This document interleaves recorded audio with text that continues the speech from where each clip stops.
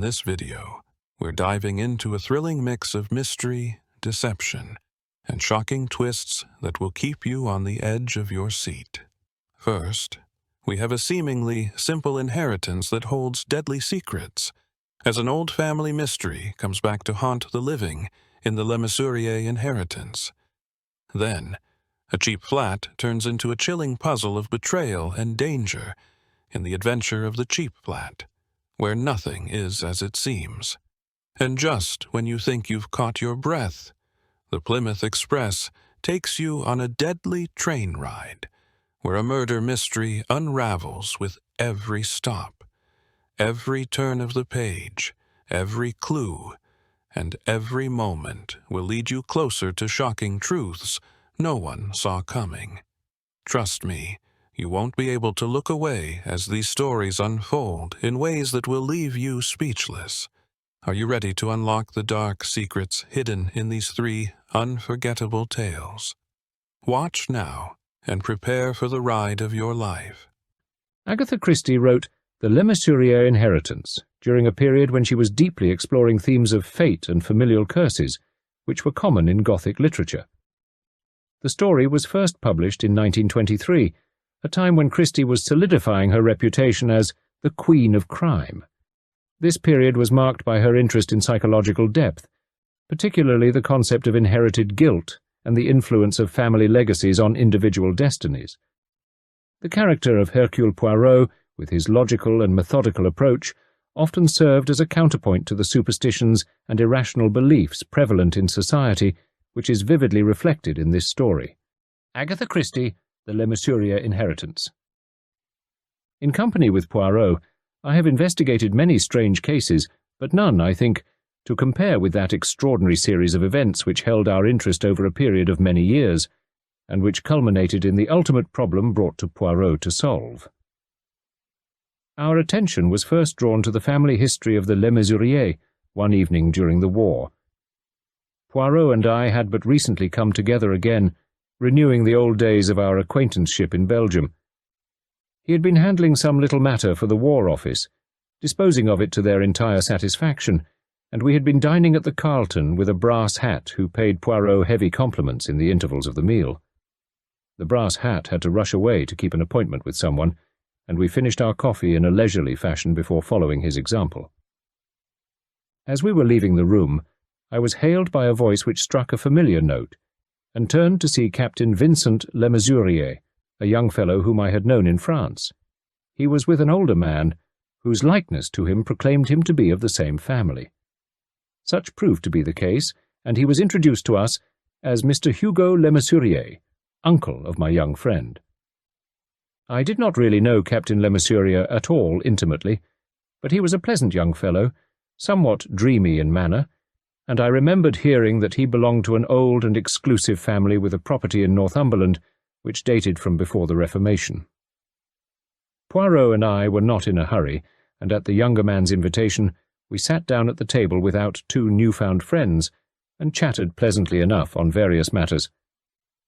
The elder Lemesurier was a man of about 40, with a touch of the scholar in his stooping shoulders. He was engaged at the moment upon some chemical research work for the government, it appeared. Our conversation was interrupted by a tall, dark young man who strode up to the table, evidently labouring under some agitation of mind. "Thank goodness I've found you both!" he exclaimed. "What's the matter, Roger?" "Your governor, Vincent. Bad fall. Young horse." The rest trailed off as he drew the other aside. In a few minutes our two friends had hurriedly taken leave of us. Vincent Lemesurier's father had had a serious accident while trying a young horse, and was not expected to live until morning. Vincent had gone deadly white, and appeared almost stunned by the news. In a way I was surprised, for from the few words he had let fall on the subject while in France, I had gathered that he and his father were not on particularly friendly terms, and so his display of filial feeling now rather astonished me. The dark young man, who had been introduced to us as a cousin, Mr. Roger Lemesurier, remained behind, and we three strolled out together. "Rather a curious business, this," observed the young man. "It would interest Monsieur Poirot, perhaps. I've heard of you, you know, Monsieur Poirot, from Higginson." Higginson was our brass hat friend. "He says you're a whale on psychology." "I study the psychology, yes," admitted my friend cautiously. "Did you see my cousin's face? He was absolutely bowled over, wasn't he? Do you know why? A good old-fashioned family curse. Would you care to hear about it?" "It would be most kind of you to recount it to me." Roger Lemesurier looked at his watch. "Lots of time. I'm meeting them at King's Cross. Well, Monsieur Poirot, the Lemesuriers are an old family. Way back in medieval times a Lemesurier became suspicious of his wife. He found the lady in a compromising situation.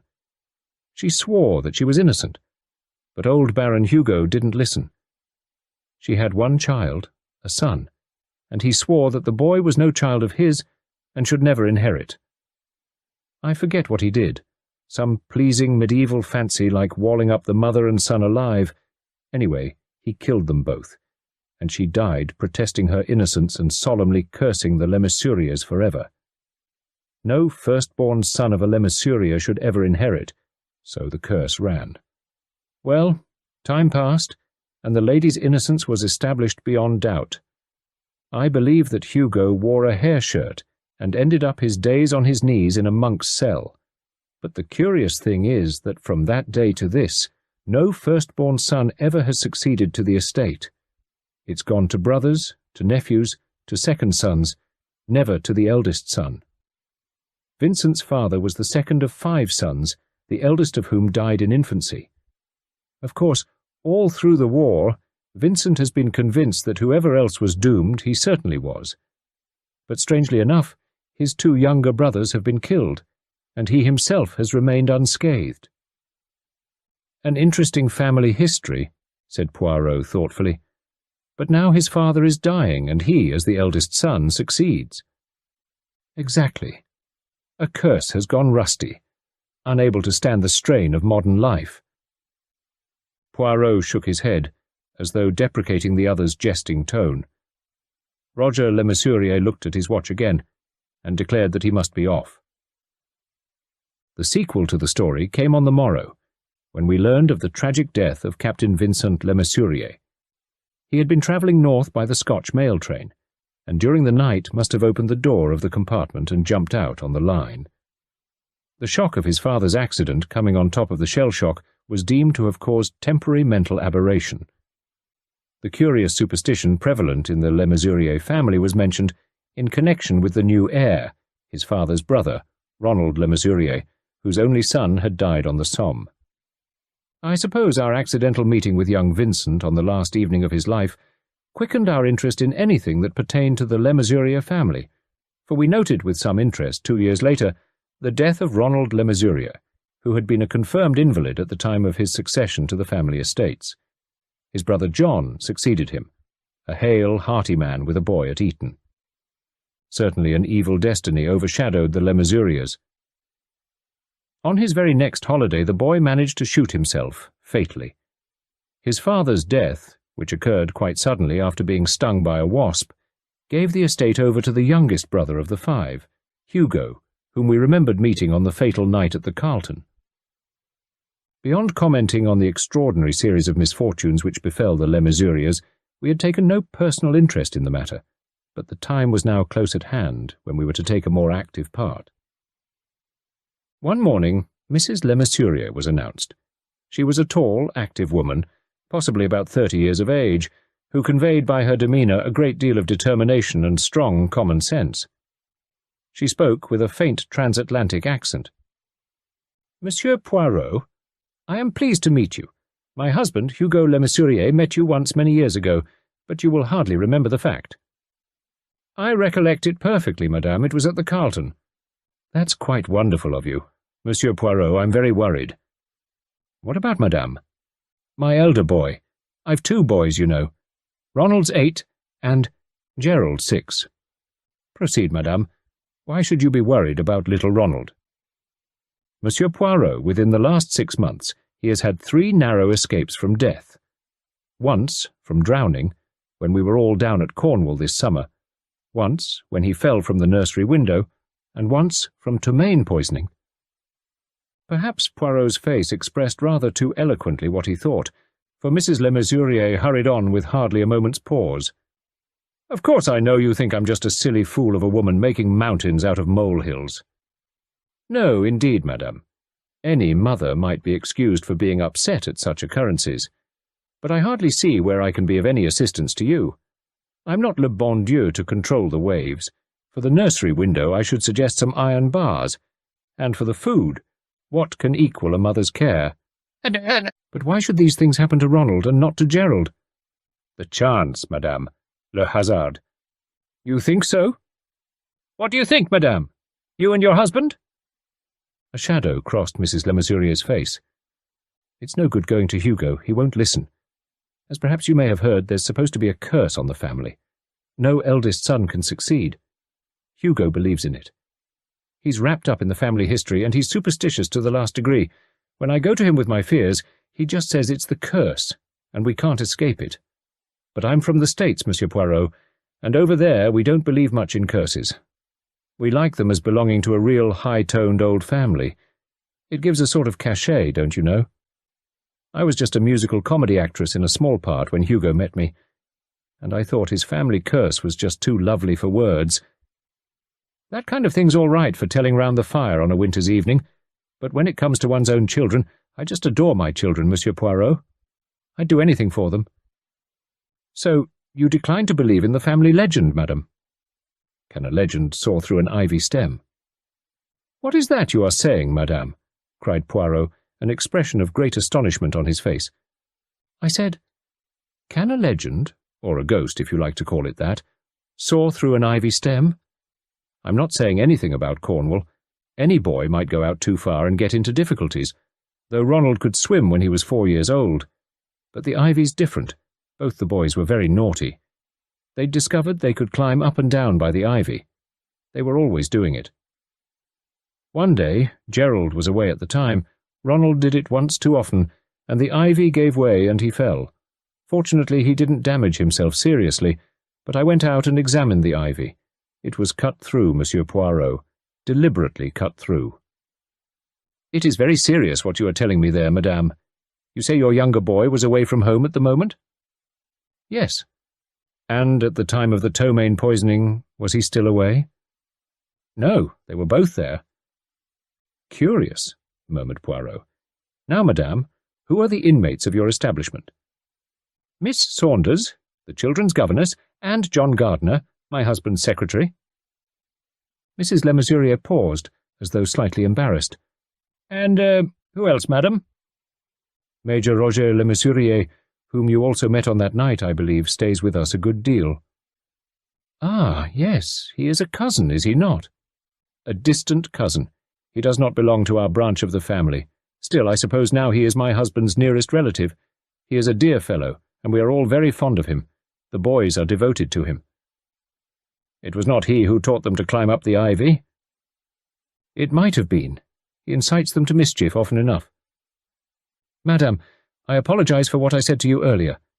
The danger is real, and I believe that I can be of assistance. I propose that you should invite us both to stay with you. Your husband will not object?" "Oh, no. But he will believe it to be all of no use.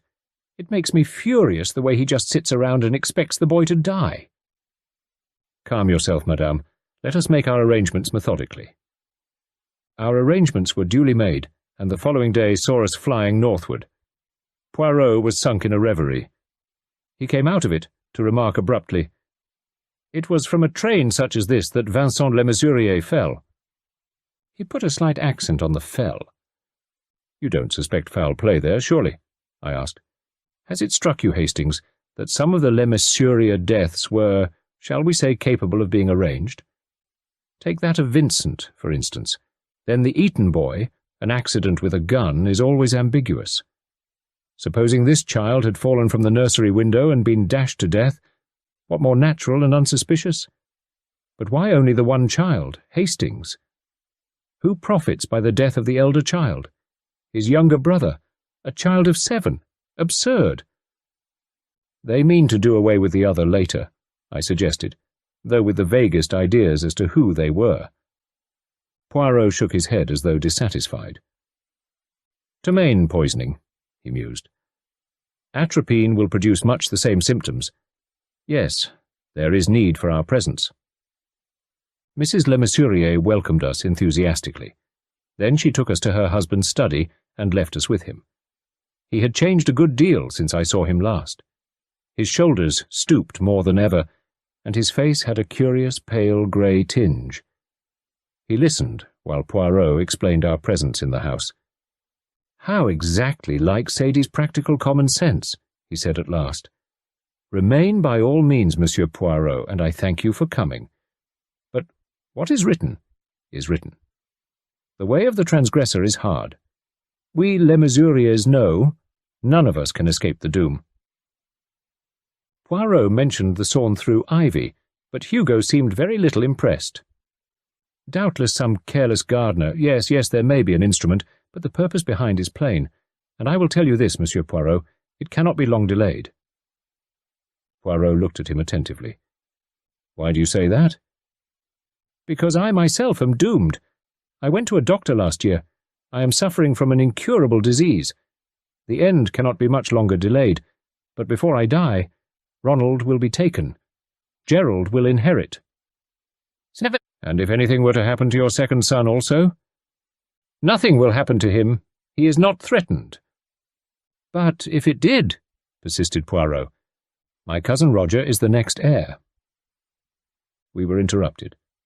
A tall man with a good figure and crispy curling auburn hair entered with a sheaf of papers. "Never mind about those now, Gardner," said Hugo Lemesurier. Then he added, "My secretary, Mr. Gardner." The secretary bowed, uttered a few pleasant words, and then went out. In spite of his good looks, there was something repellent about the man. I said so to Poirot shortly afterward when we were walking round the beautiful old grounds together, and rather to my surprise, he agreed. Yes, Hastings, you are right. I do not like him. He is too good-looking. He would be one for the soft job always. Ah, here are the children." Mrs. Lemesurier was advancing towards us, her 2 children beside her. They were fine-looking boys, the younger dark like his mother, the elder with auburn curls. They shook hands prettily enough, and were soon absolutely devoted to Poirot. We were next introduced to Miss Saunders, a nondescript female who completed the party. For some days we had a pleasant, easy existence, ever vigilant but without result. The boys led a happy, normal life, and nothing seemed to be amiss. On the 4th day after our arrival, Major Roger Lemesurier came down to stay. He was little changed, still carefree and debonair as of old, with the same habit of treating all things lightly. He was evidently a great favourite with the boys, who greeted his arrival with shrieks of delight and immediately dragged him off to play wild Indians in the garden. I noticed that Poirot followed them unobtrusively. On the following day we were all invited to tea, boys included, with Lady Claygate, whose place adjoined that of the Lemesurier. Mrs. Lemesurier suggested that we also should come, but seemed rather relieved when Poirot refused and declared he would much prefer to remain at home. Once everyone had started, Poirot got to work. He reminded me of an intelligent terrier. I believe that there was no corner of the house that he left unsearched, yet it was all done so quietly and methodically that no attention was directed to his movements. Clearly, at the end, he remained unsatisfied. We had tea on the terrace with Miss Saunders, who had not been included in the party. "The boys will enjoy it," she murmured in her faded way, "though I hope they will behave nicely, and not damage the flower-beds, or go near the bees." Poirot paused in the very act of drinking. He looked like a man who has seen a ghost. "Bees?" he demanded in a voice of thunder. "Yes, Monsieur Poirot, bees. 3 hives. Lady Claygate is very proud of her bees." "Bees?" cried Poirot again. Then he sprang from the table and walked up and down the terrace with his hands to his head. I could not imagine why the little man should be so agitated at the mere mention of bees. At that moment we heard the car returning. Poirot was on the doorstep as the party alighted. "Ronald's been stung!" cried Gerald excitedly. "It's nothing," said Mrs. Lemesurier. "It hasn't even swollen. We put ammonia on it." "Let me see my little man," said Poirot. "Where was it?" "Here." "On the side of my neck," said Ronald importantly. "But it doesn't hurt. Father said, 'Keep still, there's a bee on you.'" And I kept still, and he took it off, but it stung me first, though it didn't really hurt, only like a pin, and I didn't cry because I'm so big and going to school next year. Poirot examined the child's neck, then drew away again. He took me by the arm and murmured, "Tonight, mon ami, tonight we have a little affair on. Say nothing, to anyone." He refused to be more communicative, and I went through the evening devoured by curiosity. He retired early, and I followed his example. As we went upstairs, he caught me by the arm and delivered his instructions. "Do not undress. Wait a sufficient time, extinguish your light, and join me here." I obeyed, and found him waiting for me when the time came. He enjoined silence on me with a gesture, and we crept quietly along the nursery wing. Ronald occupied a small room of his own. We entered it and took up our position in the darkest corner. The child's breathing sounded heavy and undisturbed. "Surely he is sleeping very heavily," I whispered.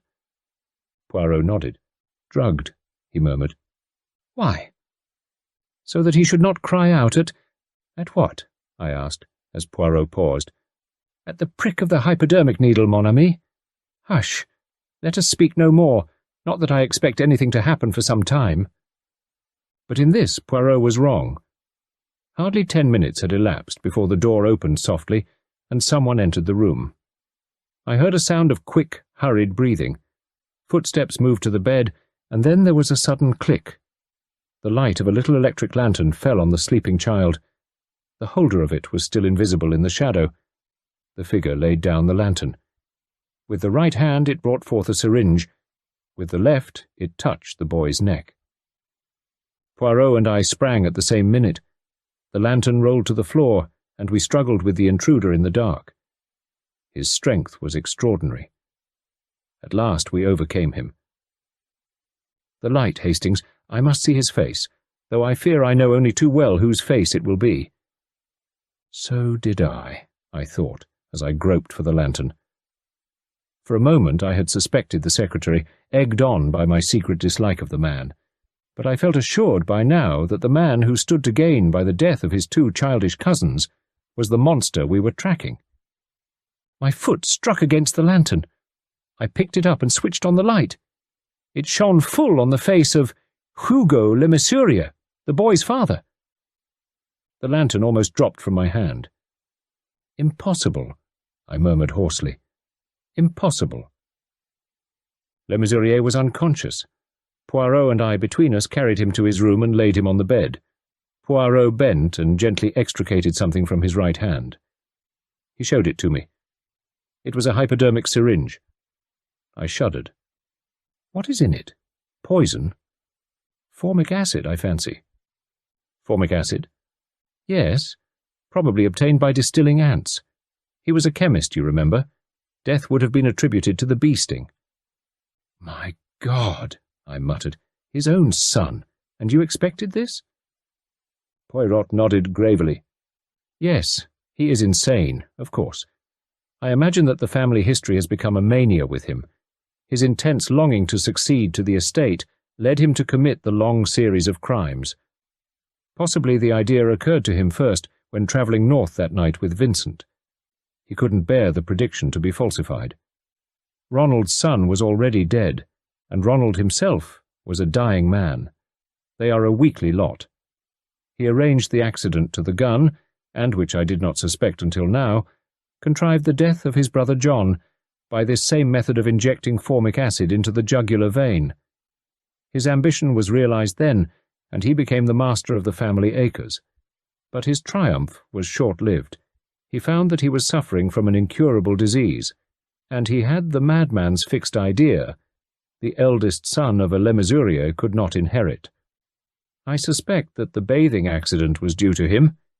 He encouraged the child to go out too far. That failing, he soared through the ivy, and afterwards poisoned the child's food. "Diabolical," I murmured with a shiver, "and so cleverly planned." "Yes, mon ami, there is nothing more amazing than the extraordinary sanity of the insane, unless it is the extraordinary eccentricity of the sane.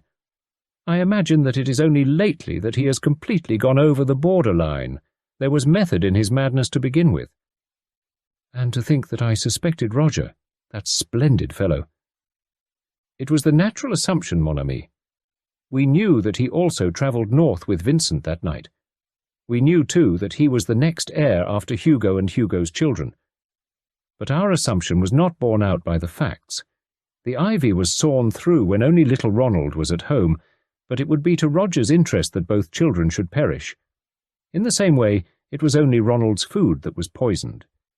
And today, when they came home and I found that there was only his father's word for it that Ronald had been stung, I remembered the other death from a wasp sting, and I knew. Hugo Lemesurier died a few months later in the private asylum to which he was removed. His widow was remarried a year later to Mr. John Gardner, the auburn-haired secretary. Ronald inherited the broad acres of his father and continues to flourish.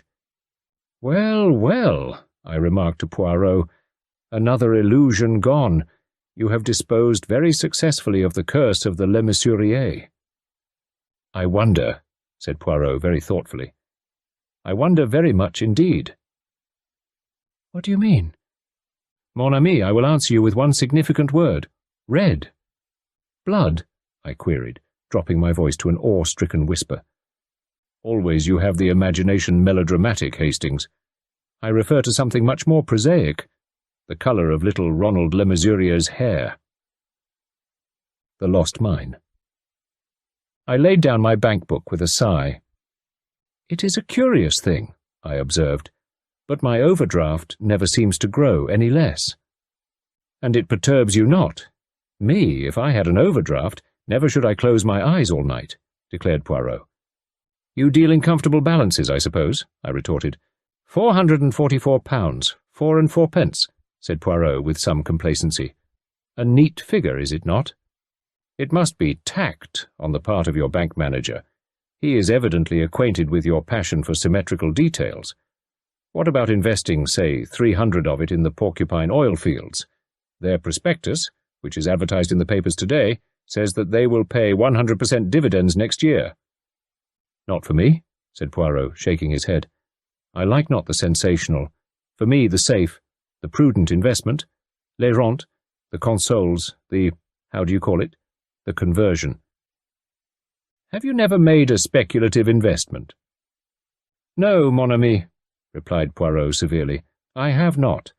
And the only shares I own which have not what you call the gilded edge are 14,000 shares in the Burma Mines Limited."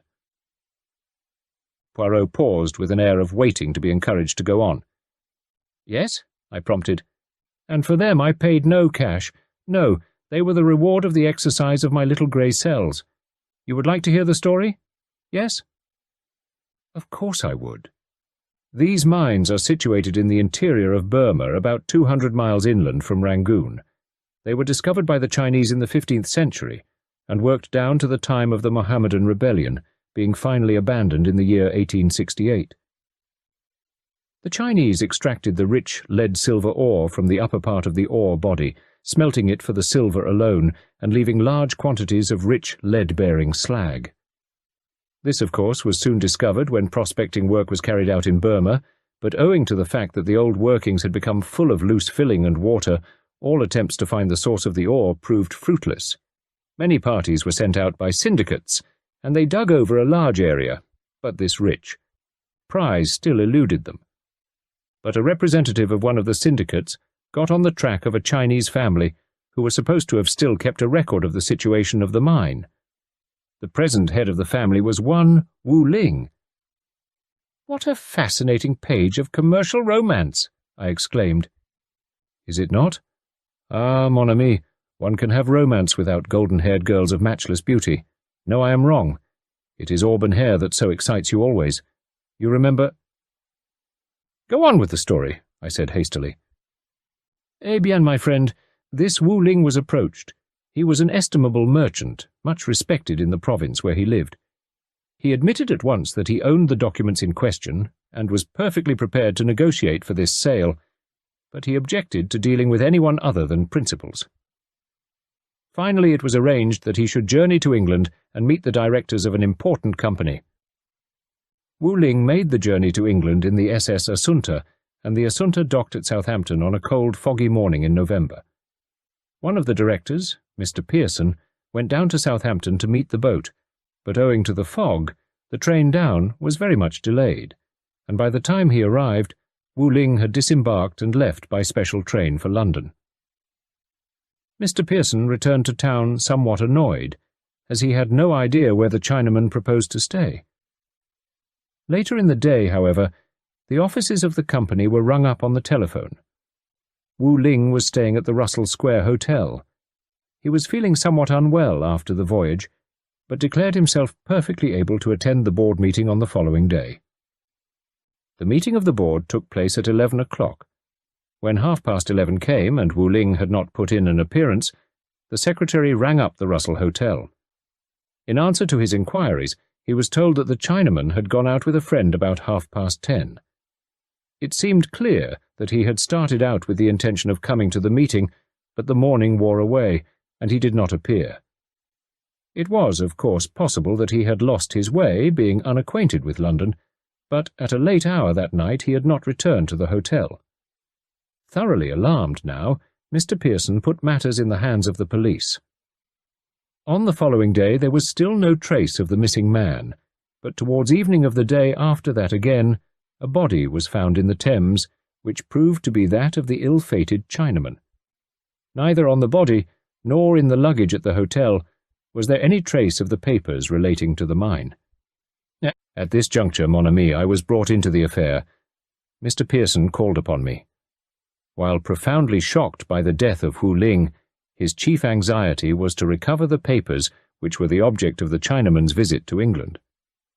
The main anxiety of the police, of course, would be to track down the murderer. The recovery of the papers would be a secondary consideration. What he wanted me to do was to cooperate with the police while acting in the interests of the company. I consented readily enough. It was clear that there were two fields of search open to me. On the one hand, I might look among the employees of the company who knew of the Chinaman's coming. On the other, among the passengers on the boat who might have been acquainted with his mission. I started with the second, as being a narrower field of search. In this I coincided with Inspector Miller, who was in charge of the case, a man altogether different from our friend Jap, conceited, ill-mannered, and quite insufferable. Together we interviewed the officers of the ship. They had little to tell us. Wu Ling had kept much to himself on the voyage. He had been intimate with but two of the other passengers, one a broken-down European named Dyer, who appeared to bear a somewhat unsavoury reputation, the other a young bank clerk named Charles Lester, who was returning from Hong Kong. We were lucky enough to obtain snapshots of both these men. At the moment there seemed little doubt that if either of the two was implicated, Dyer was the man. He was known to be mixed up with a gang of Chinese crooks, and was altogether a most likely suspect. Our next step was to visit the Russell Square Hotel. Shown a snapshot of Wu Ling, they recognized him at once. We then showed them the snapshot of Dyer, but to our disappointment, the hall porter declared positively that that was not the man who had come to the hotel on the fatal morning. Almost as an afterthought, I produced the photograph of Lester, and to my surprise the man at once recognized it. "Yes, sir," he asserted. "That's the gentleman who came in at 10:30 and asked for Mr. Wu Ling, and afterwards went out with him." The affair was progressing. Our next move was to interview Mr. Charles Lester. He met us with the utmost frankness, was desolated to hear of the Chinaman's untimely death, and put himself at our disposal in every way. His story was as follows. By arrangement with Wu Ling, he called for him at the hotel at 10:30. Wu Ling, however, did not appear. Instead, his servant came, explained that his master had had to go out, and offered to conduct the young man to where his master now was. Suspecting nothing, Lester agreed, and the Chinaman procured a taxi. They drove for some time in the direction of the docks. Suddenly becoming mistrustful, Lester stopped the taxi and got out, disregarding the servant's protests. That, he assured us, was all he knew. Apparently satisfied, we thanked him and took our leave. His story was soon proved to be a somewhat inaccurate one. To begin with, Wu Ling had had no servant with him, either on the boat or at the hotel. In the second place, the taxi driver who had driven the two men on that morning came forward. Far from Lester's having left the taxi en route, he and the Chinese gentleman had driven to a certain unsavoury dwelling place in Limehouse, right in the heart of Chinatown. The place in question was more or less well known as an opium den of the lowest description. The two gentlemen had gone in. About an hour later, the English gentleman whom he identified from the photograph came out alone. He looked very pale and ill, and directed the taxi-man to take him to the nearest underground station. Inquiries were made about Charles Lester's standing, and it was found that, though bearing an excellent character, he was heavily in debt and had a secret passion for gambling. Dyer, of course, was not lost sight of. It seemed just faintly possible that he might have impersonated the other man, but that idea was proved utterly groundless. His alibi for the whole of the day in question was absolutely unimpeachable. Of course, the proprietor of the opium den denied everything with oriental stolidity. He had never seen Charles Lester. No two gentlemen had been to the place that morning. In any case, the police were wrong. No opium was ever smoked there. His denials, however well meant, did little to help Charles Lester. He was arrested for the murder of Wu Ling. A search of his effects was made, but no papers relating to the mine were discovered. The proprietor of the opium den was also taken into custody, but a cursory raid of his premises yielded nothing. Not even a stick of opium rewarded the zeal of the police. In the meantime, my friend Mr. Pearson was in a great state of agitation. He strode up and down my room, uttering great lamentations. "But you must have some ideas, Monsieur Poirot," he kept urging. "Surely you must have some ideas." "Certainly I have ideas," I replied cautiously. "That is the trouble. One has too many. Therefore they all lead in different directions." "For instance?" he suggested. "For instance, the taxi driver. We have only his word for it that he drove the two men to that house. That is one idea. Then, was it really that house they went to? Supposing that they left the taxi there, passed through the house and out by another entrance and went elsewhere?" Mr. Pearson seemed struck by that. "But you do nothing but sit and think? Can't we do something?" "He was of an impatient temperament, you comprehend?" "Monsieur," I said with dignity, "it is not for Hercule Poirot to run up and down the evil-smelling streets of Limehouse like a little dog of no breeding. Be calm. My agents are at work." On the following day I had news for him. The two men had indeed passed through the house in question, but their real objective was a small eating-house close to the river. They were seen to pass in there, and Lester came out alone. And then, figure to yourself, Hastings, an idea of the most unreasonable seized this Mr. Pearson. Nothing would suit him but that we should go ourselves to this eating-house and make investigations. I argued and prayed, but he would not listen. He talked of disguising himself. He even suggested that I hesitate to say it, should shave off my moustache. Yes, rien que ça. I pointed out to him that that was an idea ridiculous and absurd. One destroys not a thing of beauty wantonly. Besides, shall not a Belgian gentleman with a moustache desire to see life and smoke opium just as readily as one without a moustache? Eh bien, he gave in on that, but he still insisted on his project. He turned up that evening. Mon Dieu, what a figure! He wore what he called the pea-jacket. His chin, it was dirty and unshaved. He had a scarf of the vilest that offended the nose. And figure to yourself, he was enjoying himself. Truly, the English are mad. He made some changes in my own appearance. I permitted it. Can one argue with a maniac? We started out. After all, could I let him go alone, a child dressed up to act the charades? Of course you couldn't, I replied. To continue, we arrived. Mr. Pearson talked English of the strangest. He represented himself to be a man of the sea. He talked of lubbers and foxels, and I know not what. It was a low little room with many Chinese in it. We ate of peculiar dishes. Ah, Dieu, mon estomac! Poirot clasped that portion of his anatomy before continuing. Then there came to us the proprietor, a Chinaman, with a face of evil smiles. "You gentlemen no likey food here," he said. "You come for what you like a better. Piece of pipe, eh? Mr. Pearson, he gave me the great kick under the table. He had on the boots of the sea, too. And he said, 'I don't mind if I do, John. Lead ahead.' The Chinaman smiled, and he took us through a door and to a cellar and through a trap-door, and down some steps and up again into a room all full of divans and cushions of the most comfortable. We lay down, and a Chinese boy took off our boots. It was the best moment of the evening. Then they brought us the opium pipes and cooked the opium pills, and we pretended to smoke and then to sleep and dream. But when we were alone, Mr. Pearson called softly to me, and immediately he began crawling along the floor. We went into another room where other people were asleep, and so on, until we heard two men talking. We stayed behind a curtain and listened. They were speaking of Wu Ling. "What about the papers?" said one. "Mr. Lester, he takee those," answered the other, who was a Chinaman. "He say, putty them alley in safety place, where policemen no looky." "Oh, but he's nabbed," said the first one. "He get he free. Policeman not sure he done it." There was more of the same kind of thing. Then apparently the two men were coming our way, and we scuttled back to our beds. "We'd better get out of here," said Pearson, after a few minutes had elapsed. "This place isn't healthy." "You are right, monsieur," I agreed. "We have played the farce long enough." We succeeded in getting away, all right, paying handsomely for our smoke. Once clear of Limehouse, Pearson drew a long breath. "I'm glad to get out of that," he said, "but it's something to be sure." "It is indeed," I agreed, "and I fancy that we shall not have much difficulty in finding what we want after this evening's masquerade." "And there was no difficulty whatsoever," finished Poirot suddenly.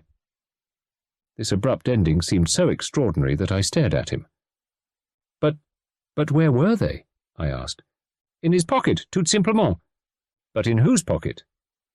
"Mr. Pearson's, parbleu." Then, observing my look of bewilderment, he continued gently, "You do not yet see it. Mr. Pearson, like Charles Lester, was in debt. Mr. Pearson, like Charles Lester, was fond of gambling, and he conceived the idea of stealing the papers from the Chinaman. He met him all right at Southampton, came up to London with him, and took him straight to Limehouse. It was foggy that day. The Chinaman would not notice where he was going. I fancy Mr. Pearson smoked the opium fairly often down there and had some peculiar friends in consequence. I do not think he meant murder. His idea was that one of the Chinamen should impersonate Wu Ling and receive the money for the sale of the document. So far, so good. But to the Oriental mind, it was infinitely simpler to kill Wu Ling and throw his body into the river, and Pearson's Chinese accomplices followed their own methods without consulting him. Imagine, then, what you would call the funk bleu of Monsieur Pearson. Someone may have seen him in the train with Wu Ling. Murder is a very different thing from simple abduction. His salvation lies with the Chinaman who is personating Wu Ling at the Russell Square Hotel. If only the body is not discovered too soon. Probably Wu Ling had told him of the arrangement between him and Charles Lester, whereby the latter was to call for him at the hotel. Pearson sees there an excellent way of diverting suspicion from himself. Charles Lester shall be the last person to be seen in company with Wu Ling. The impersonator has orders to represent himself to Lester as the servant of Wu Ling, and to bring him as speedily as possible to Limehouse. There, very likely, he was offered a drink. The drink would be suitably drugged, and when Lester emerged an hour later, he would have a very hazy impression of what had happened. So much was this the case, that as soon as Lester learned of Wu Ling's death, he loses his nerve, and denies that he ever reached Limehouse. By that, of course, he plays right into Pearson's hands. But is Pearson content? No, my manner disquiets him, and he determines to complete the case against Lester. So he arranges an elaborate masquerade. Me, I am to be gulled completely.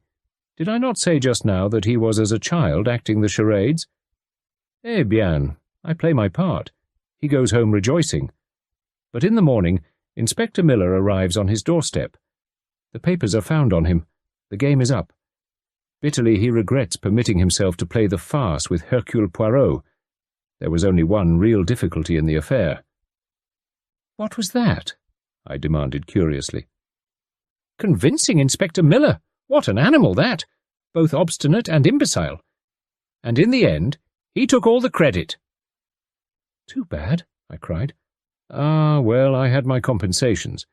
The other directors of the Burma Mines Limited awarded me 14,000 shares as a small recompense for my services. Not so bad, eh? But when investing money, keep, I beg of you, Hastings, strictly to the conservative. The things you read in the paper, they may not be true. The directors of the Porcupine, they may be so many Mr. Pearsons." The Adventure of the Cheap Flat was first published in 1924, a time when Agatha Christie was rapidly gaining fame for her clever and intricate plots. This story reflects the post-World War I atmosphere in Britain, where espionage and international intrigue were common themes in literature. The fear of foreign spies and the fascination with coded messages were prevalent in society, influenced by the real-life espionage activities that had occurred during the war. Christie's use of these elements in her story tapped into the public's anxiety and curiosity, making her work both timely and thrilling for her readers. Agatha Christie, The Adventure of the Cheap Flat. So far, in the cases which I have recorded, Poirot's investigations have started from the central fact, whether murder or robbery, and have proceeded from thence by a process of logical deduction to the final triumphant unravelling. In the events I am now about to chronicle, a remarkable chain of circumstances led from the apparently trivial incidents which first attracted Poirot's attention to the sinister happenings which completed a most unusual case. I had been spending the evening with an old friend of mine, Gerald Parker. There had been perhaps about half a dozen people there besides my host and myself, and the talk fell, as it was bound to do sooner or later wherever Parker found himself, on the subject of house hunting in London. Houses and flats were Parker's special hobby. Since the end of the war, he had occupied at least half a dozen different flats and maisonettes. No sooner was he settled anywhere than he would light unexpectedly upon a new find, and would forthwith depart bag and baggage. His moves were nearly always accomplished at a slight pecuniary gain, for he had a shrewd business head, but it was sheer love of the sport that actuated him, and not a desire to make money at it. We listened to Parker for some time with the respect of the novice for the expert. Then it was our turn, and a perfect babel of tongues was let loose. Finally the floor was left to Mrs. Robinson, a charming little bride who was there with her husband. I had never met them before, as Robinson was only a recent acquaintance of Parker's. "Talking of flats," she said, "have you heard of our piece of luck, Mr. Parker? We've got a flat, at last, in Montague Mansions." "Well," said Parker, "I've always said there are plenty of flats, at a price." "Yes, but this isn't at a price. It's dirt cheap, £80 a year." But Montague Mansions is just off Knightsbridge, isn't it? Big handsome building. Or are you talking of a poor relation of the same name stuck in the slums somewhere?" "No, it's the Knightsbridge one. That's what makes it so wonderful." "Wonderful is the word. It's a blinking miracle, but there must be a catch somewhere. Big premium, I suppose." "No premium. No oh, hold my head, somebody," groaned Parker. "But we've got to buy the furniture," continued Mrs. Robinson. "Ah," Parker brisked up, "I knew there was a catch. For £50, and it's beautifully furnished." "I give it up," said Parker. "The present occupants must be lunatics with a taste for philanthropy." Mrs. Robinson was looking a little troubled. A little pucker appeared between her dainty brows. "It is queer, isn't it? You don't think that the place is haunted?" "Never heard of a haunted flat," declared Parker decisively. "No?" Mrs. Robinson appeared far from convinced, but there were several things about it all that struck me as, well, queer. "For instance," I suggested. "Ah," said Parker, "our criminal expert's attention is aroused. Unburden yourself to him, Mrs. Robinson. Hastings is a great unraveller of mysteries." I laughed, embarrassed but not wholly displeased with the role thrust upon me. "Oh, not really queer, Captain Hastings. But when we went to the agents, Stosser and Paul, we hadn't tried them before because they only have the expensive Mayfair flats. But we thought at any rate it would do no harm. Everything they offered us was £400 and £500 a year, or else huge premiums. And then, just as we were going, they mentioned that they had a flat at 80. but that they doubted if it would be any good our going there because it had been on their books some time, and they had sent so many people to see it that it was almost sure to be taken, snapped up, as the clerk put it. Only people were so tiresome in not letting them know, and then they went on sending, and people get annoyed at being sent to a place that had, perhaps, been let some time. Mrs. Robinson paused for some much-needed breath, and then continued.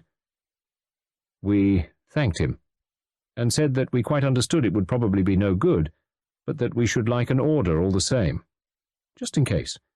And we went there straight away in a taxi, for after all, you never know. No. 4 was on the second floor, and just as we were waiting for the lift, Elsie Ferguson, she's a friend of mine, Captain Hastings, and they are looking for a flat too, came hurrying down the stairs. Ahead of you for once, my dear, she said, but it's no good. It's already let. That seemed to finish it, but, well, as John said, the place was very cheap. We could afford to give more, and perhaps if we offered a premium. A horrid thing to do, of course, and I feel quite ashamed of telling you, but you know what flat hunting is.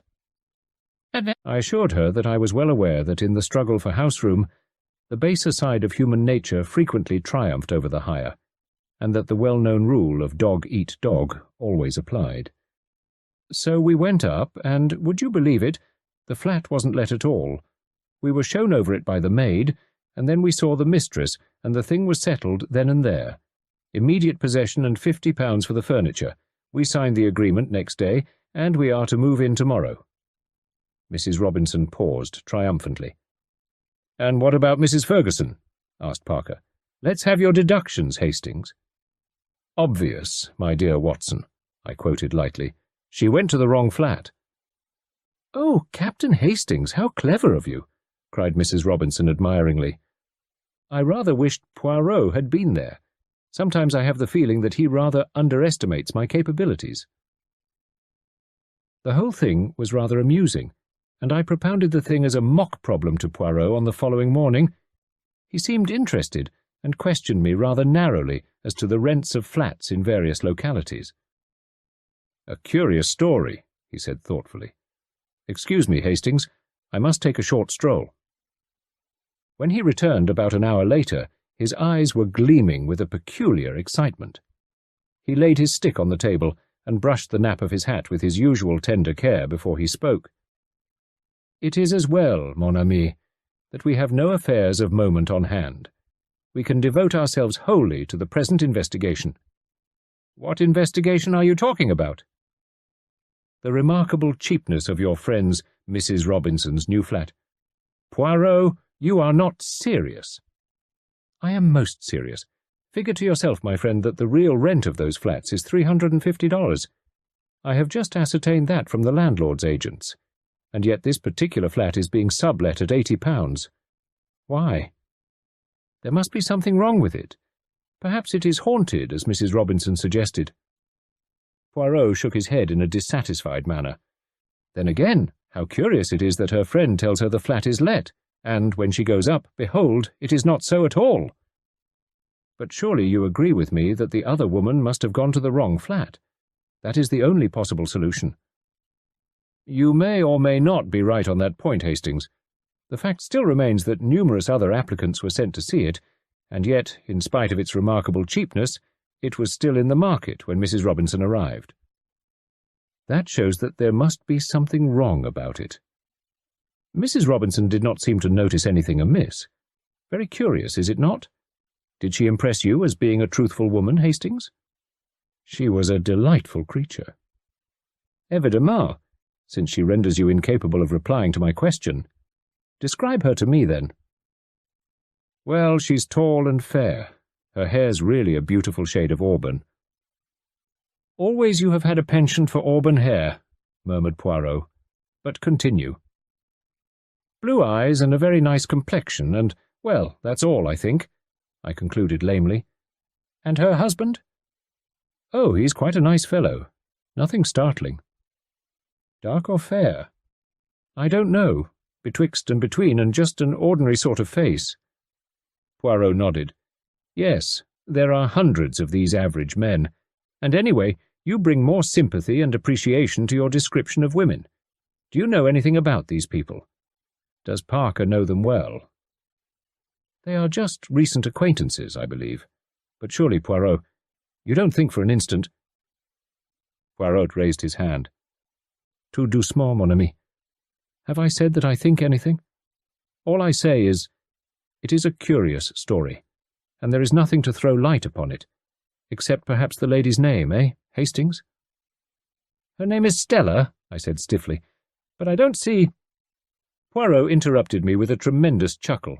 Something seemed to be amusing him vastly. And Stella means a star, does it not? Famous. What on earth? And stars give light. Voila! Calm yourself, Hastings. Do not put on that air of injured dignity. Come, we will go to Montague Mansions and make a few inquiries. I accompanied him, nothing loath. The mansions were a handsome block of buildings in excellent repair. A uniformed porter was sunning himself on the threshold, and it was to him that Poirot addressed himself. "Pardon, but could you tell me if a Mr. and Mrs. Robinson reside here?" The porter was a man of few words, and apparently of a sour or suspicious disposition. He hardly looked at us and grunted out, "No, 4, second floor." "I thank you. Can you tell me how long they have been here?" 6 months. I started forward in amazement, conscious as I did so of Poirot's malicious grin. "Impossible!" I cried. "You must be making a mistake." 6 months. "Are you sure? The lady I mean is tall and fair with reddish-gold hair and—" "That's her," said the porter. "Come in the Michaelmas quarter, they did, just 6 months ago." He appeared to lose interest in us and retreated slowly up the hall. I followed Poirot outside. "Eh bien, Hastings?" my friend demanded slyly. "Are you so sure now that delightful women always speak the truth?" I did not reply. Poirot had steered his way into Brompton Road before I asked him what he was going to do and where we were going. "To the house agents, Hastings. I have a great desire to have a flat in Montague Mansions. If I am not mistaken, several interesting things will take place there before long." We were fortunate in our quest.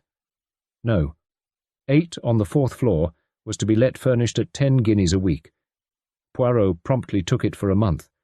Outside in the street again, he silenced my protests. "But I make money nowadays. Why should I not indulge a whim? By the way, Hastings, have you a revolver?" "Yes, somewhere," I answered, slightly thrilled. "Do you think—" "That you will need it? It is quite possible. The idea pleases you, I see. Always the spectacular and romantic appeals to you." The following day saw us installed in our temporary home. The flat was pleasantly furnished. It occupied the same position in the building as that of the Robinsons, but was 2 floors higher. The day after our installation was a Sunday. In the afternoon, Poirot left the front door ajar and summoned me hastily as a bang reverberated from somewhere below. "Look over the banisters. Are those your friends? Do not let them see you." I craned my neck over the staircase. "That's them," I declared in an ungrammatical whisper. "Good. Wait a while." About half an hour later, a young woman emerged in brilliant and varied clothing. With a sigh of satisfaction, Poirot tiptoed back into the flat. "C'est ça. After the master and mistress, the maid, the flat should now be empty." "What are we going to do?" I asked uneasily. Poirot had trotted briskly into the scullery and was hauling at the rope of the coal lift. "We are about to descend after the method of the dustbins," he explained cheerfully. "No one will observe us. The Sunday concert, the Sunday afternoon out, and finally the Sunday nap after the Sunday dinner of England, le rosbif. All these will distract attention from the doings of Hercule Poirot. Come, my friend." He stepped into the rough, wooden contrivance, and I followed him gingerly. "Are we going to break into the flat?" I asked dubiously.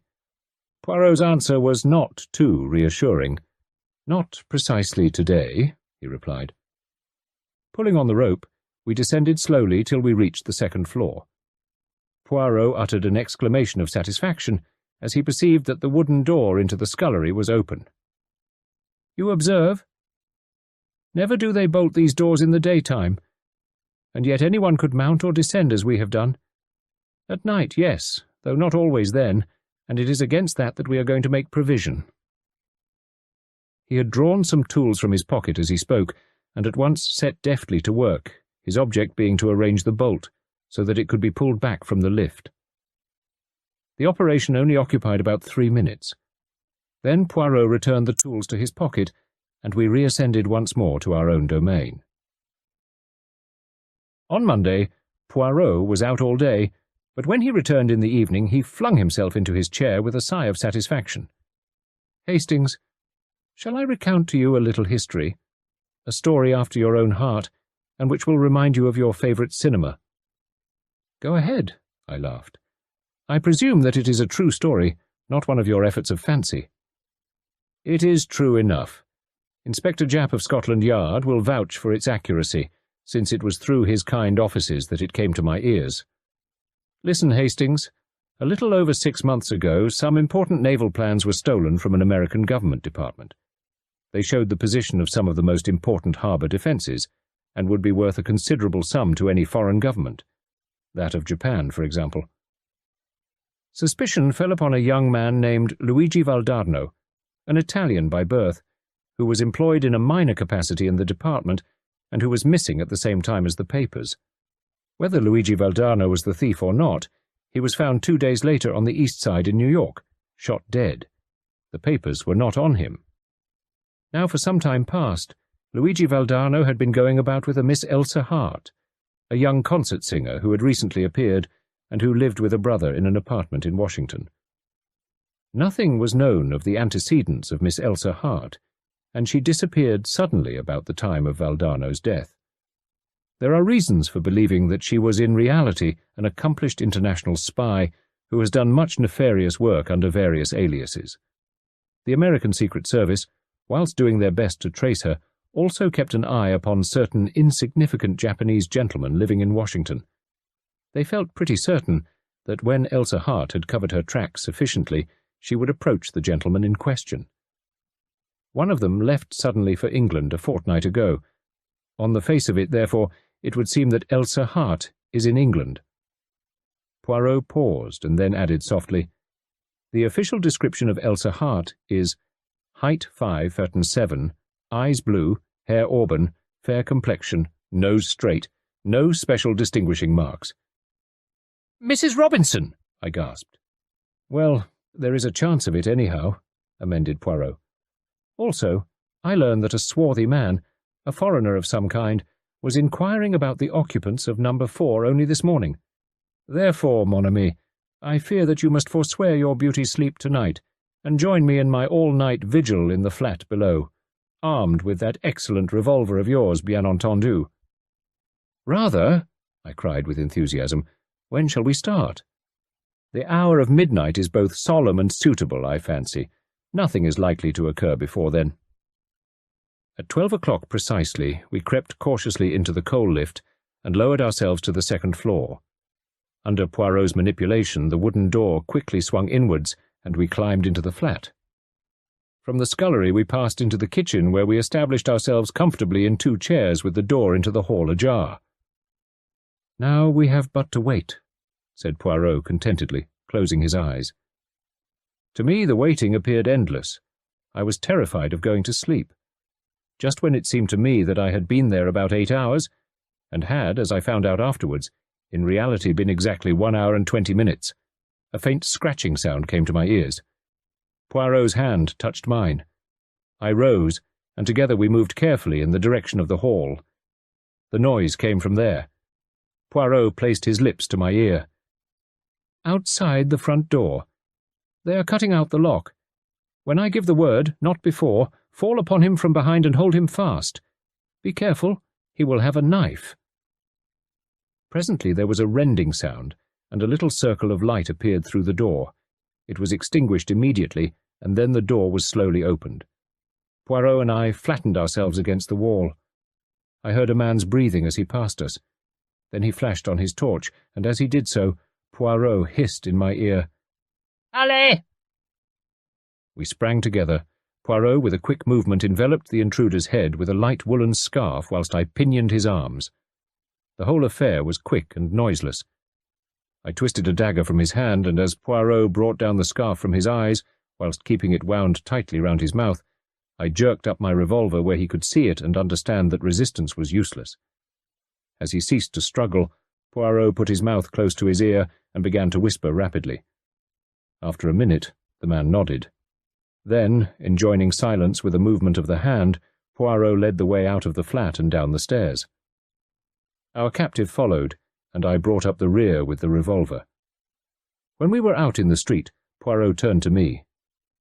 "There is a taxi waiting just round the corner. Give me the revolver. We shall not need it now." "But if this fellow tries to escape—" Poirot smiled. "He will not." I returned in a minute with the waiting taxi. The scarf had been unwound from the stranger's face, and I gave a start of surprise. "He's not a Jap," I ejaculated in a whisper to Poirot. "Observation was always your strong point, Hastings. Nothing escapes you. No, the man is not a Jap. He is an Italian." We got into the taxi, and Poirot gave the driver an address in St. John's Wood. I was by now completely fogged. I did not like to ask Poirot where we were going in front of our captive, and strove in vain to obtain some light upon the proceedings. We alighted at the door of a small house standing back from the road. A returning wayfarer, slightly drunk, was lurching along the pavement and almost collided with Poirot, who said something sharply to him which I did not catch. All three of us went up the steps of the house. Poirot rang the bell and motioned us to stand a little aside. There was no answer, and he rang again, and then seized the knocker which he plied for some minutes vigorously. A light appeared suddenly above the fanlight, and the door was opened cautiously a little way. "What the devil do you want?" a man's voice demanded harshly. "I want the doctor. My wife is taken ill." "There's no doctor here." The man prepared to shut the door, but Poirot thrust his foot in adroitly. He became suddenly a perfect caricature of an infuriated Frenchman. "What you say? There is no doctor. I will have the law of you. You must come. I will stay here and ring and knock all night." "My dear sir—" The door was opened again. The man, clad in a dressing gown and slippers, stepped forward to pacify Poirot with an uneasy glance round. "I will call the police." Poirot prepared to descend the steps. "No! Don't do that, for heaven's sake!" The man dashed after him. With a neat push, Poirot sent him staggering down the steps. In another minute, all three of us were inside the door, and it was pushed to and bolted. "Quick! In here!" Poirot led the way into the nearest room, switching on the light as he did so. "And you? Behind the curtain." "Si, signor," said the Italian, and slid rapidly behind the full folds of rose-coloured velvet which draped the embrasure of the window. Not a minute too soon. Just as he disappeared from view, a woman rushed into the room. She was tall, with reddish hair, and held a scarlet kimono round her slender form. "Where is my husband?" she cried, with a quick, frightened glance. "Who are you?"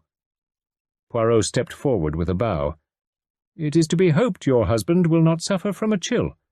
I observed that he had slippers on his feet, and that his dressing gown was a warm one." "Who are you? What are you doing in my house?"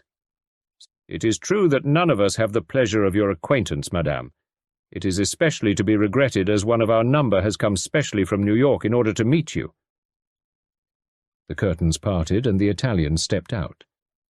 To my horror, I observed that he was brandishing my revolver, which Poirot must doubtless have put down through inadvertence in the cab.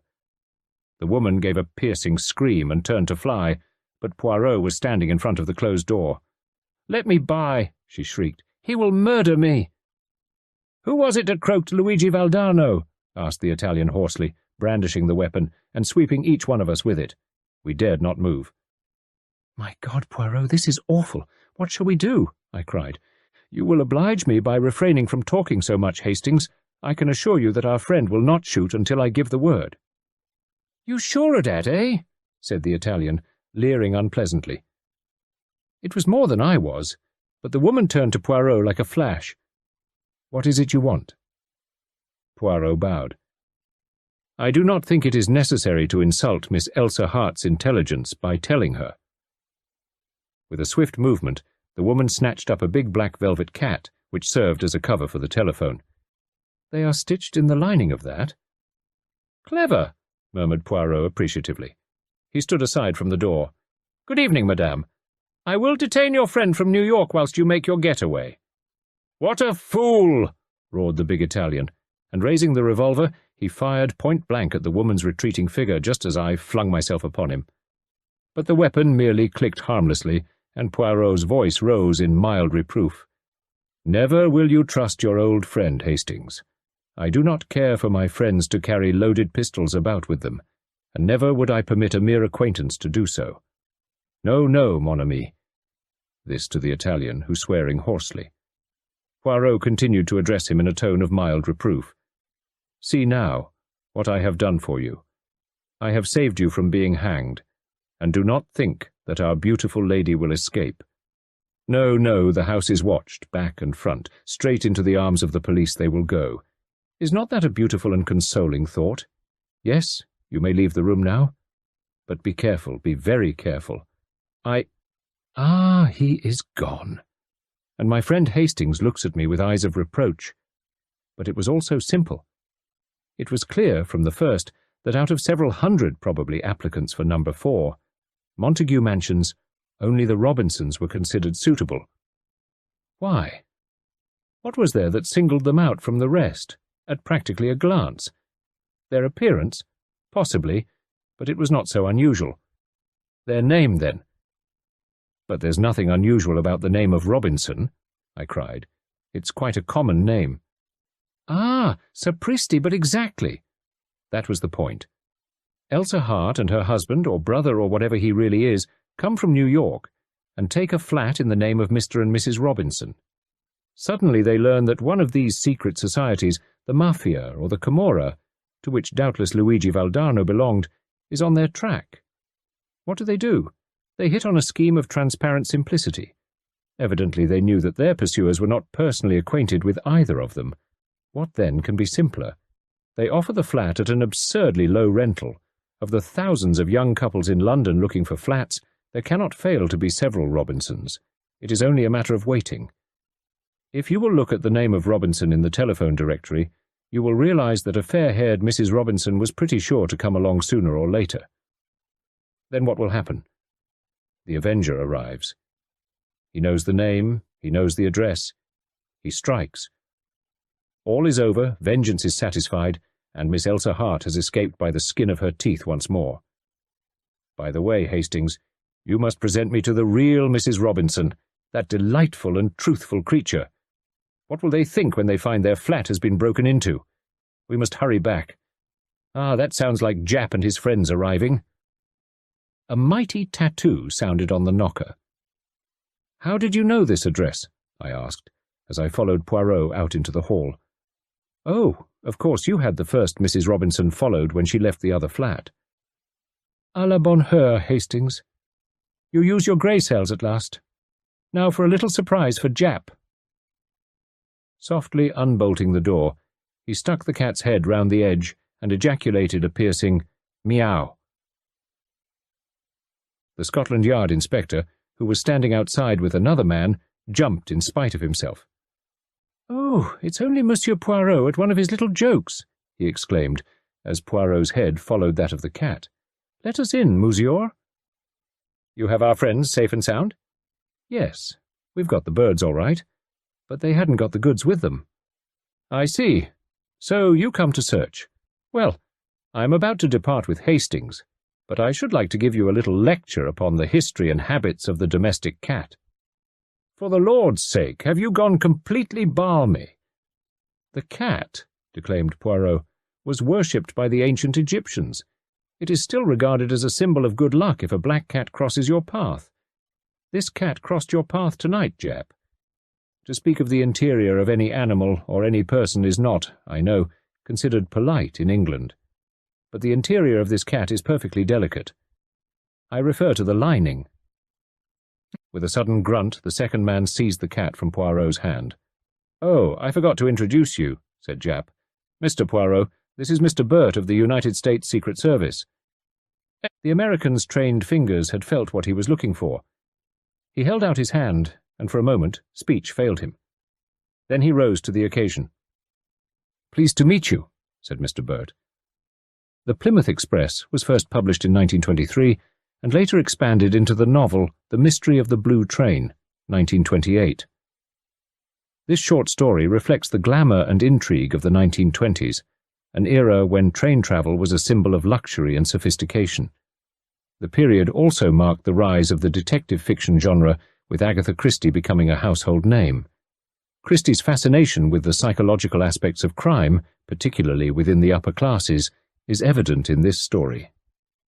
The tale also showcases her trademark use of misdirection and complex plotting, which kept readers enthralled and established her as the Queen of Crime.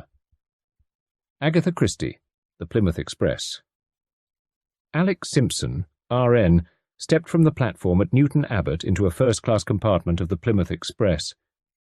A porter followed him with a heavy suitcase. He was about to swing it up to the rack, but the young sailor stopped him. "No, leave it on the seat. I'll put it up later. Here you are." "Thank you, sir." The porter, generously tipped, withdrew. Doors banged. A stentorian voice shouted, "Plymouth only! Change for Torquay! Plymouth next stop!"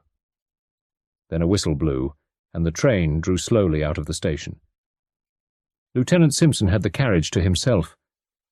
The December air was chilly, and he pulled up the window. Then he sniffed vaguely and frowned. What a smell there was! Reminded him of that time in hospital and the operation on his leg. Yes, chloroform. That was it. He let the window down again, changing his seat to one with its back to the engine. He pulled a pipe out of his pocket and lit it. For a little time he sat inactive, looking out into the night and smoking. At last he roused himself, and opening the suitcase, took out some papers and magazines, then closed the suitcase again and endeavoured to shove it under the opposite seat, without success. Some obstacle resisted it. He shoved harder with rising impatience, but it still stuck out halfway into the carriage. "Why the devil won't it go in?" he muttered, and hauling it out completely, he stooped down and peered under the seat. A moment later, a cry rang out into the night, and the great train came to an unwilling halt in obedience to the imperative jerking of the communication cord. "Mon ami," said Poirot, "you have, I know, been deeply interested in this mystery of the Plymouth Express. Read this." I picked up the note he flicked across the table to me. It was brief and to the point. "Dear Sir, I shall be obliged if you will call upon me at your earliest convenience. Yours faithfully, Ebenezer Halliday." The connection was not clear to my mind, and I looked inquiringly at Poirot. For answer he took up the newspaper and read aloud. "A sensational discovery was made last night. A young naval officer returning to Plymouth found under the seat of his compartment the body of a woman, stabbed through the heart. The officer at once pulled the communication cord, and the train was brought to a standstill. The woman, who was about 30 years of age and richly dressed, has not yet been identified." And later we have this: "The woman found dead in the Plymouth Express has been identified as the Honourable Mrs. Rupert Carrington." You see now, my friend? Or if you do not, I will add this: Mrs. Rupert Carrington was before her marriage Flossie Halliday, daughter of old man Halliday, the Steel King of America. "And he has sent for you? Splendid!" "I did him a little service in the past, an affair of bearer bonds, and once, when I was in Paris for a royal visit, I had Mademoiselle Flossie pointed out to me. La jolie petite pensionnaire. She had the jolly dot, too. It caused trouble. She nearly made a bad affair." "How was that?" "A certain Count de la Rochefort, un bien mauvais sujet. A bad hat, as you would say. An adventurer pure and simple who knew how to appeal to a romantic young girl. Luckily, her father got wind of it in time. He took her back to America in haste. I heard of her marriage some years later, but I know nothing of her husband." I said. "The Honourable Rupert Carrington is no beauty by all accounts. He'd pretty well run through his own money on the turf, and I should imagine old man Halliday's dollars came along in the nick of time. I should say that for a good-looking, well-mannered, utterly unscrupulous young scoundrel, It would be hard to find his mate. Ah, the poor little lady. Elle n'est pas bien tombée. I fancy he made it pretty obvious at once that it was her money, and not she, that had attacked him. I believe they drifted apart almost at once. I have heard rumours lately that there was to be a definite legal separation. Old man Halliday is no fool. He would tie up her money pretty tight. I dare say. Anyway, I know as a fact that the Honourable Rupert is said to be extremely hard up. Aha, I wonder— You wonder what?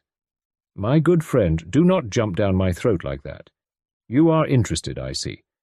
Suppose you accompany me to see Mr. Halliday. There is a taxi stand at the corner. A few minutes sufficed to whirl us to the superb house in Park Lane rented by the American magnate. We were shown into the library, and almost immediately we were joined by a large stout man, with piercing eyes and an aggressive chin. "Monsieur Poirot," said Mr. Halliday, "I guess I don't need to tell you what I want you for. You've read the papers, and I'm never one to let the grass grow under my feet. I happened to hear you were in London, and I remembered the good work you did over those bombs. Never forget a name. I've the pick of Scotland Yard, but I'll have my own man as well. Money no object. All the dollars were made for my little girl, and now she's gone. I'll spend my last cent to catch the damned scoundrel that did it. See? So it's up to you to deliver the goods." Poirot bowed. "I accept, monsieur, all the more willingly that I saw your daughter in Paris several times. And now I will ask you to tell me the circumstances of her journey to Plymouth, and any other details that seem to you to bear upon the case." "Well, to begin with," responded Halliday, "she wasn't going to Plymouth. She was going to join a house party at Avonmead Court, the Duchess of Swansea's place. She left London by the 12:14 from Paddington, arriving at Bristol, where she had to change, at 2:50. The principal Plymouth expresses, of course, run via Westbury, and do not go near Bristol at all. The 12:14 does a non-stop run to Bristol, afterwards stopping at Weston, Taunton, Exeter and Newton Abbot. My daughter travelled alone in her carriage, which was reserved as far as Bristol, her maid being in a third-class carriage in the next coach." Poirot nodded, and Mr. Halliday went on. "The party at Avonmead Court was to be a very gay one, with several balls, and in consequence my daughter had with her nearly all her jewels, amounting in value perhaps to about $100,000. "Un moment," interrupted Poirot. "Who had charge of the jewels, your daughter or the maid?" "My daughter always took charge of them herself, carrying them in a small blue morocco case. Continue, monsieur." "At Bristol, the maid, Jane Mason, collected her mistress's dressing bag and wraps, which were with her, and came to the door of Flossie's compartment. To her intense surprise, my daughter told her that she was not getting out at Bristol but was going on farther. She directed Mason to get out the luggage and put it in the cloakroom. She could have tea in the refreshment room, but she was to wait at the station for her mistress, who would return to Bristol by an up train in the course of the afternoon. The maid, although very much astonished, did as she was told. She put the luggage in the cloakroom and had some tea. But up train after up train came in, and her mistress did not appear. After the arrival of the last train, she left the luggage where it was, and went to a hotel near the station for the night. This morning she read of the tragedy, and returned to town by the first available train. Is there nothing to account for your daughter's sudden change of plan?" "Well, there is this. According to Jane Mason, at Bristol, Flossie was no longer alone in her carriage. There was a man in it who stood looking out of the farther window so that she could not see his face." "The train was a corridor one, of course?" "Yes." "Which side was the corridor?" "On the platform side. My daughter was standing in the corridor as she talked to Mason." "And there is no doubt in your mind?" "Excuse me." He got up and carefully straightened the inkstand, which was a little askew. "Je vous demande pardon," he continued, reseating himself. "It affects my nerves to see anything crooked. Strange, is it not? I was saying, monsieur, that there is no doubt in your mind as to this probably unexpected meeting being the cause of your daughter's sudden change of plan."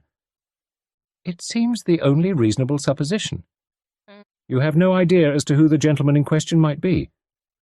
The millionaire hesitated for a moment, and then replied, "No, I do not know at all."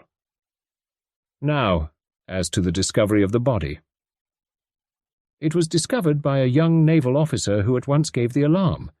There was a doctor on the train. He examined the body. She had been first chloroformed and then stabbed. He gave it as his opinion that she had been dead about 4 hours, so it must have been done not long after leaving Bristol, probably between there and Weston, possibly between Weston and Taunton. And the jewel case? The jewel case, Monsieur Poirot, was missing. One thing more, monsieur. Your daughter's fortune. To whom does it pass at her death? Flossie made a will soon after her marriage, leaving everything to her husband. He hesitated for a minute, and then went on. I may as well tell you, Monsieur Poirot, that I regard my son-in-law as an unprincipled scoundrel, and that, by my advice, my daughter was on the eve of freeing herself from him by legal means. No difficult matter.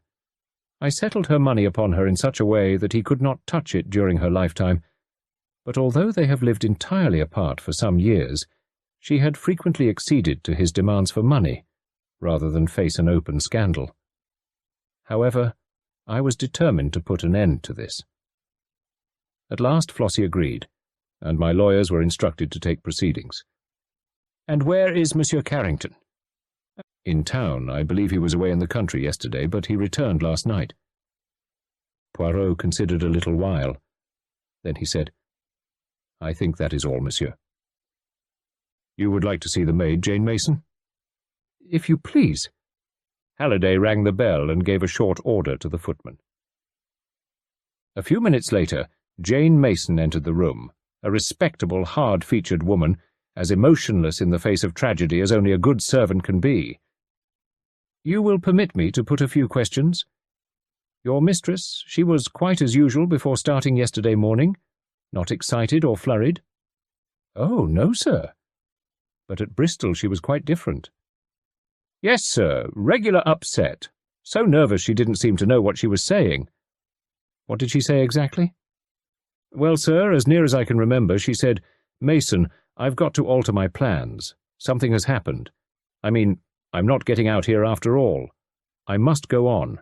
Get out the luggage and put it in the cloakroom. Then have some tea and wait for me in the station. Wait for you here, ma'am? I asked. Yes, yes. Don't leave the station. I shall return by a later train. I don't know when. It mayn't be until quite late. Very well, ma'am, I says. It wasn't my place to ask questions, but I thought it very strange. It was unlike your mistress, eh? Very unlike her, sir. What do you think? Well, sir, I thought it was to do with the gentleman in the carriage. She didn't speak to him, but she turned round once or twice as though to ask him if she was doing right. But you didn't see the gentleman's face? No, sir. He stood with his back to me all the time. Can you describe him at all? He had on a light fawn overcoat and a travelling cap. He was tall and slender, and the back of his head was dark. You didn't know him? Oh, no, I don't think so, sir. It was not your master, Mr. Carrington, by any chance? Mason looked rather startled. Oh, I don't think so, sir. But you are not sure? It was about the master's build, sir, but I never thought of it being him. We so seldom saw him. I couldn't say it wasn't him. Poirot picked up a pin from the carpet and frowned at it severely. Then he continued, Would it be possible for the man to have entered the train at Bristol before you reached the carriage? Mason considered. Yes, sir, I think it would. My compartment was very crowded, and it was some minutes before I could get out, and then there was a very large crowd on the platform, and that delayed me too. But he'd only have had a minute or two to speak to the mistress that way.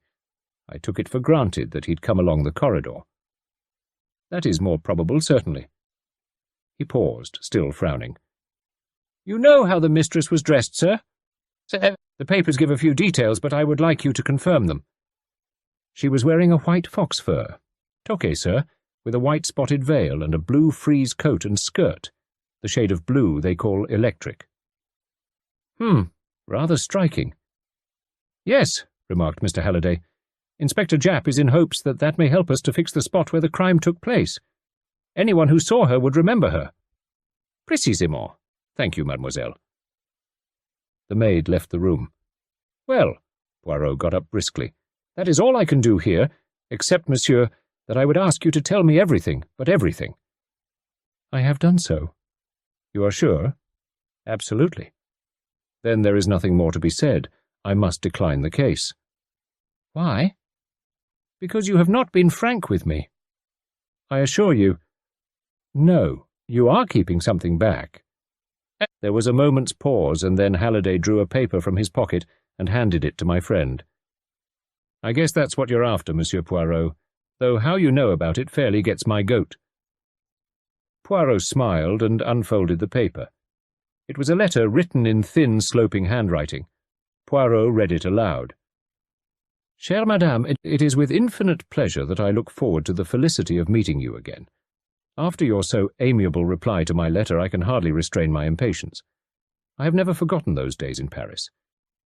It is most cruel that you should be leaving London tomorrow. However, before very long, and perhaps sooner than you think, I shall have the joy of beholding once more the lady whose image has ever reigned supreme in my heart. Believe, chère Madame, all the assurances of my most devoted and unaltered sentiments. Armand de la Rochefort." Poirot handed the letter back to Halliday with a bow. "I fancy, monsieur, that you did not know that your daughter intended renewing her acquaintance with the Count de la Rochefort." "It came as a thunderbolt to me. I found this letter in my daughter's handbag. As you probably know, Monsieur Poirot, this so-called Count is an adventurer of the worst type." Poirot nodded.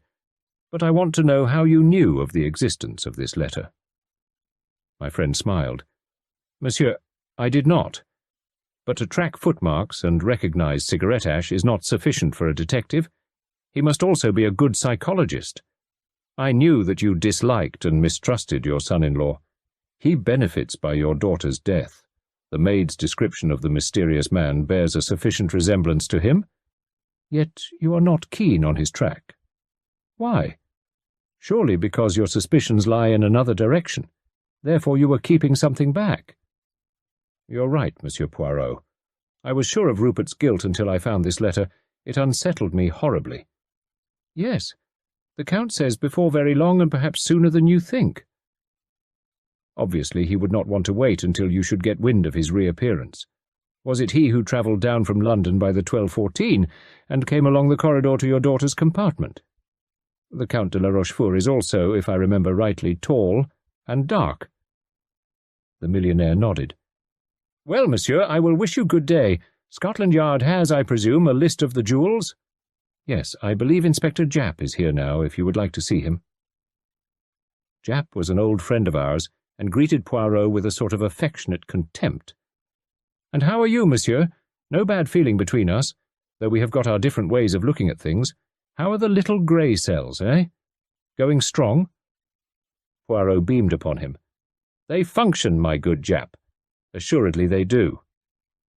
"Then that's all right. Think it was the Honourable Rupert, or a crook. We're keeping an eye on all the regular places, of course. We shall know if the shiners are disposed of, and of course whoever did it isn't going to keep them to admire their sparkle. Not likely. I'm trying to find out where Rupert Carrington was yesterday. Seems a bit of a mystery about it. I've got a man watching him." "A great precaution, but perhaps a day late," suggested Poirot gently. "You always will have your joke, Monsieur Poirot. Well, I'm off to Paddington. Bristol, Weston, Taunton, that's my beat.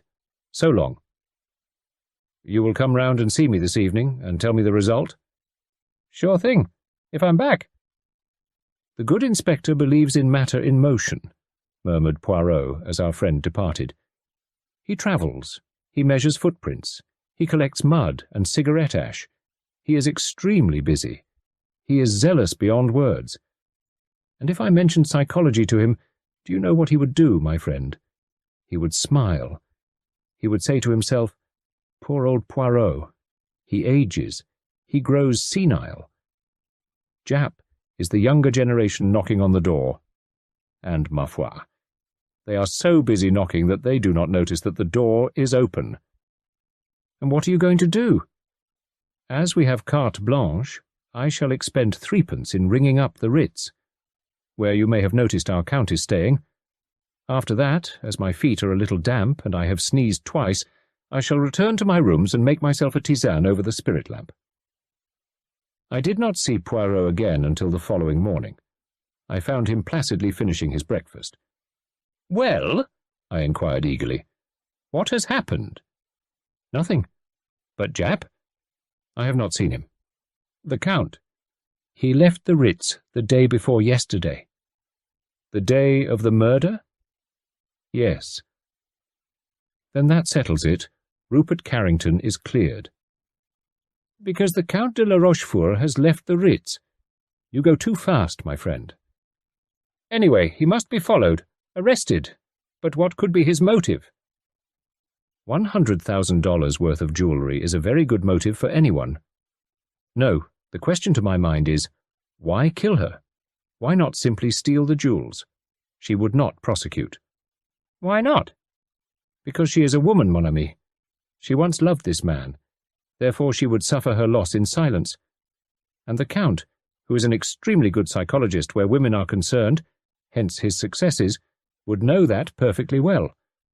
On the other hand, if Rupert Carrington killed her, why take the jewels which would incriminate him fatally?" "As a blind?" "Perhaps you are right, my friend. Ah, here is Jap. I recognize his knock." The inspector was beaming good-humouredly. "Morning, Poirot. Only just got back. I've done some good work. And you?" "Me, I have arranged my ideas," replied Poirot placidly. Jap laughed heartily. "Old chap's getting on in years," he observed beneath his breath to me. "That won't do for us young folk," he said aloud. "Quel dommage?" Poirot inquired. "Well, do you want to hear what I've done?" "You permit me to make a guess. You have found the knife with which the crime was committed by the side of the line between Weston and Taunton, and you have interviewed the paper boy who spoke to Mrs. Carrington at Weston." Jap's jaw fell. "How on earth did you know? Don't tell me it was those almighty little grey cells of yours." "I am glad you admit for once that they are almighty. Tell me, did she give the paper boy a shilling for himself?" "No, it was £half-a-crown." Jap had recovered his temper and grinned. Pretty extravagant, these rich Americans. "And in consequence the boy did not forget her." "Not he. Half-crowns don't come his way every day. She hailed him and bought 2 magazines. One had a picture of a girl in blue on the cover. "That'll match me," she said. Oh, he remembered her perfectly. Well, that was enough for me. By the doctor's evidence, the crime must have been committed before Taunton. I guessed they'd throw the knife away at once, and I walked down the line looking for it, and sure enough, there it was. I made inquiries at Taunton about our man, but of course it's a big station, and it wasn't likely they'd notice him. He probably got back to London by a later train. Poirot nodded. Very likely. "But I found another bit of news when I got back. They're passing the jewels, all right. That large emerald was pawned last night, by one of the regular lot. Who do you think it was?" "I don't know, except that he was a short man." Jap stared. "Well, you're right there. He's short enough. It was Red Narky." "Who is Red Narky?" I asked. "A particularly sharp jewel thief, sir, and not one to stick at murder. Usually works with a woman, Gracie Kidd, but she doesn't seem to be in it this time, unless she's got off to Holland with the rest of the swag." "You've arrested Narky?" "Sure thing. But mind you, it's the other man we want, the man who went down with Mrs. Carrington in the train. He was the one who planned the job, right enough. But Narky won't squeal on a pal." I noticed Poirot's eyes had become very green. "I think," he said gently, "that I can find Narky's pal for you, all right." "One of your little ideas, eh?" Jap eyed Poirot sharply. "Wonderful how you manage to deliver the goods sometimes, at your age and all. Devil's own luck, of course." Perhaps, murmured my friend. "Hastings my hat, and the brush. So, my galoshes if it still rains. We must not undo the good work of that tisane. Au revoir, Jap." "Good luck to you, Poirot." Poirot hailed the first taxi we met, and directed the driver to Park Lane. When we drew up before Halliday's house, he skipped out nimbly, paid the driver, and rang the bell. To the footman who opened the door, he made a request in a low voice, and we were immediately taken upstairs. We went up to the top of the house and were shown into a small, neat bedroom. Poirot's eyes roved around the room and fastened themselves on a small black trunk. He knelt in front of it, scrutinized the labels on it, and took a small twist of wire from his pocket. "Ask Mr. Halliday if he will be so kind as to mount to me here," he said over his shoulder to the footman. The man departed, and Poirot gently coaxed the lock of the trunk with a practised hand. In a few minutes the lock gave, and he raised the lid of the trunk. Swiftly he began rummaging among the clothes it contained, flinging them out on the floor. There was a heavy step on the stairs, and Halliday entered the room. "What in hell are you doing here?" he demanded, staring. "I was looking, monsieur, for this." Poirot withdrew from the trunk a coat and skirt of bright blue frieze, and a small toque of white fox fur. "What are you doing with my trunk?" I turned to see that the maid, Jane Mason, had entered the room. "If you will just shut the door, Hastings, thank you. Yes, and stand with your back against it. Now, Mr. Halliday, let me introduce you to Gracie Kidd, otherwise Jane Mason, who will shortly rejoin her accomplice, Red Narky, under the kind escort of Inspector Japp." Poirot waved a deprecating hand. It was of the most simple. He helped himself to more caviar. It was the maid's insistence on the clothes that her mistress was wearing that first struck me. Why was she so anxious that our attention should be directed to them? I reflected that we had only the maid's word for the mysterious man in the carriage at Bristol. As far as the doctor's evidence went, Mrs. Carrington might easily have been murdered before reaching Bristol. But if so, then the maid must be an accomplice. And if she were an accomplice, she would not wish this point to rest on her evidence alone. The clothes Mrs. Carrington was wearing were of a striking nature. A maid usually has a good deal of choice as to what her mistress shall wear. Now, if after Bristol anyone saw a lady in a bright blue coat and skirt, and a fur toque, he will be quite ready to swear he had seen Mrs. Carrington. I began to reconstruct. The maid would provide herself with duplicate clothes. She and her accomplice chloroform and stab Mrs. Carrington between London and Bristol, probably taking advantage of a tunnel.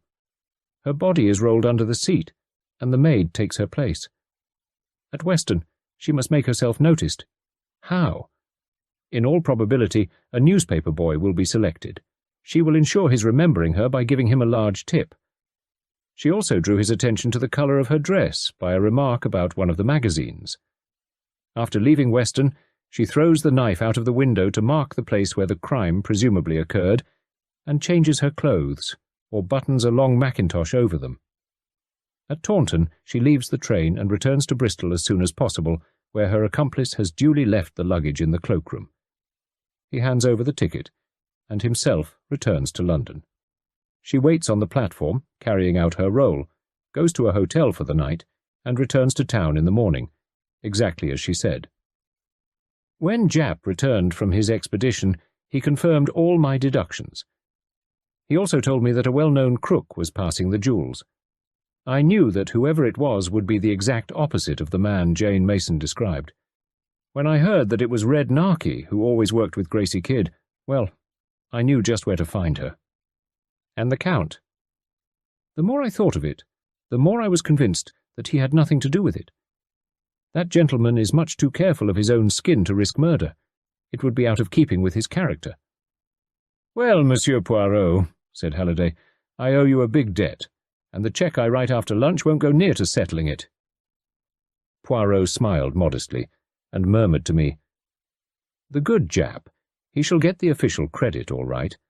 But though he has got his Gracie Kidd, I think that I, as the Americans say, have got his goat."